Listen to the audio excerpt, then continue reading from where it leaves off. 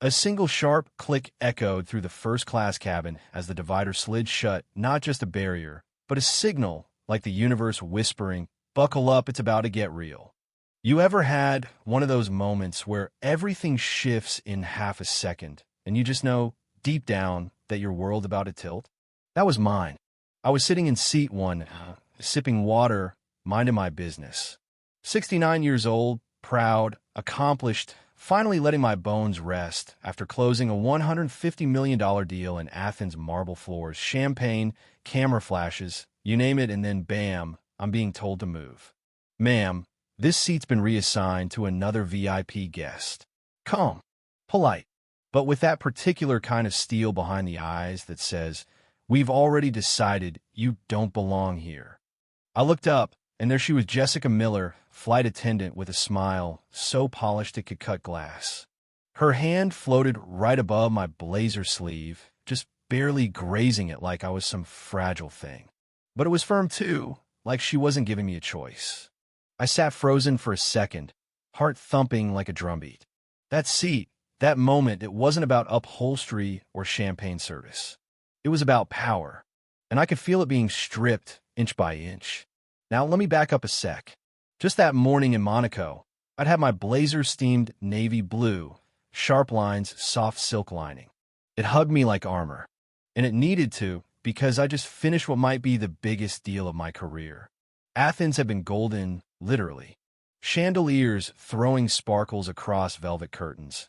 Reporters yelling my name, "Vivian, how do you feel about the merger?" I smiled. I said what I always say. This partnership isn't just about logistics. It's about connection. Yeah, that happened. The kind of night where your past self stands in the corner nodding, going, "Girl, you did that." I shook hands with CEOs who once doubted me. They toasted my name. That whole ballroom? Mine. My vision. My legacy. And less than 12 hours later, I'm being ushered out of a seat I paid for. A seat I've flown in dozens of times, by a woman who probably wouldn't recognize a profit-loss statement if it walked up and introduced itself. But it didn't end there. Out of the corner of my eye, I spotted her, Karen Whitfield, draped in overpriced couture, manicured to the gods, lips curled in that smug little way that made my jaw clench. She was standing near 1B, tapping her leather clutch like it was a baton in some privilege parade. And then, I kid you not, I saw it. A quiet slip of crisp bills, folded and pressed right into Jessica's coat pocket. That was the moment something broke loose inside me. You ever watch a bribe happen in real time? There's something so violently polite about it, like watching someone poison a drink with a smile. The exchange was smooth, invisible to most, but not to me. Oh no, I saw it. The way Jessica's shoulders squared, how her eyes went blank like she'd just downloaded new instructions. Karen, now standing right in front of me, gave that syrupy smile, you know the type, and said, "I've flown this exact route a dozen times. Our loyalty program reserves this seat for our most dedicated members." Then she glanced at my bag, not flashy, just well-made like it disqualified me. "I'm sure you understand." I didn't respond. I didn't have to. My silence wasn't surrender. It was calculation. Because, honey, I've taken down boardrooms for less. But I wasn't alone, and I wasn't invisible. Phones were out. Cameras were rolling. A man in 2, it lowered his tablet, frowning. A grandmother in 3, C, clutched her purse tighter, eyes darting like she was watching a slow train wreck. And a woman across the aisle, I'd learn later her name was Samantha, raised her phone and started recording. Not sneakily either. Bold. Purposeful. You could feel it, the cabin's air shifting, tightening like a thread pulled taut. Then came Trevor Davis, first-class supervisor, marching down the aisle like he was about to announce Armageddon. Whispered something sharp into Jessica's ear, low but unmistakable. "You understand what's at stake here, don't you?" And just like that, the decision was sealed. Captain James Reynolds showed up next, tall, grave, silver hair, and an aura like he thought he was god of the sky. He didn't speak. He didn't need to. His silence was judgment enough. Like he was deciding whether I was worth the trouble. I was escorted out of 1A, not forcibly, but, forcibly. Jessica's hand gripped my elbow, just enough to say, "Let's not make a scene." And I walked. past rows of stunned faces, past eyes that looked away not because they didn't care, but because they didn't know how to witness something like this. Karen Whitfield settled into one, like a queen returning to her throne. "Here you go, dear," she smirked. "This is where you belong." And let me tell you, for a split second, I almost believed it. Almost. But humiliation can do one of two things: break you or sharpen you. And I don't break. I stepped into a Monaco VIP lounge, heart still pounding, and did what any woman with a spine and a strategy would do. I gathered evidence. Opened a recorder. Tagged a file. Snapped photos. Documented the bribe, the smirks, the whispers. And all the while, that rage I'd swallowed back turned into something colder, something cleaner. Control. Then something wild happened. Samantha's video, the one of Karen slipping cash, of Jessica dragging me out, went live. Live, Skylux Flight 247, discrimination in first class. Thousands tuned in. Comments exploded. Hashtag Justice for Vivian caught fire.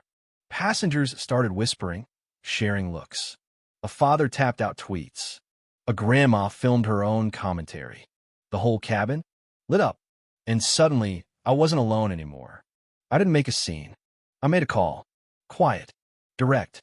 I used an executive override linked to my company's private aviation protocol. One button. Emergency diversion. You should have seen the captain's face when the autopilot lights flipped.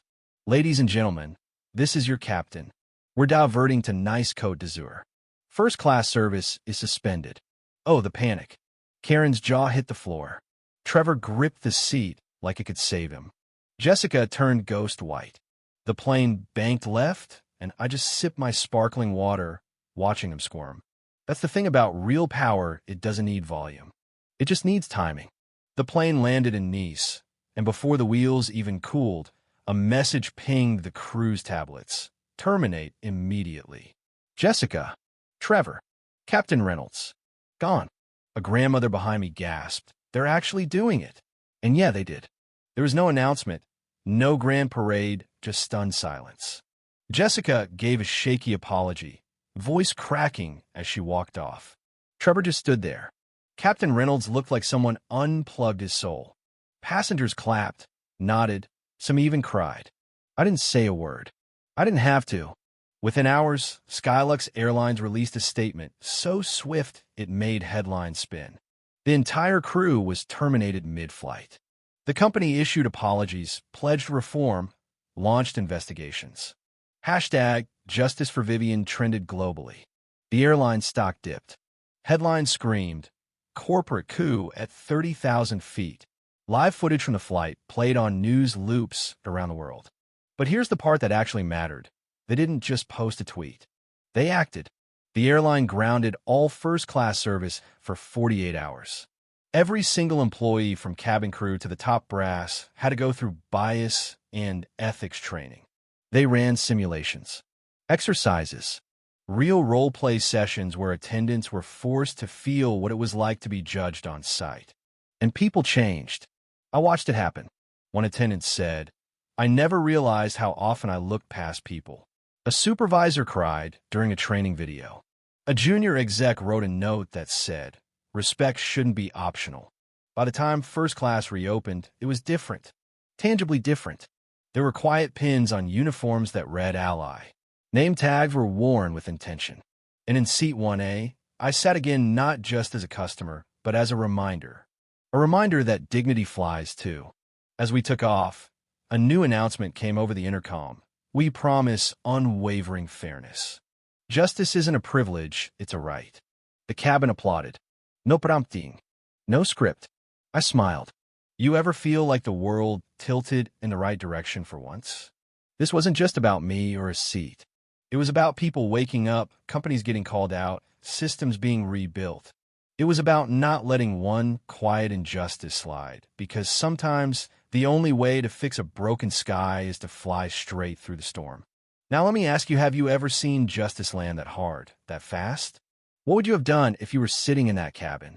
Drop your thoughts below, because this conversation doesn't end with a seat. It starts with how we treat each other when we think no one's watching. Let's talk about what justice really looks like, not in boardrooms or policy statements, but in everyday aisles, in real-time choices at 30,000 feet.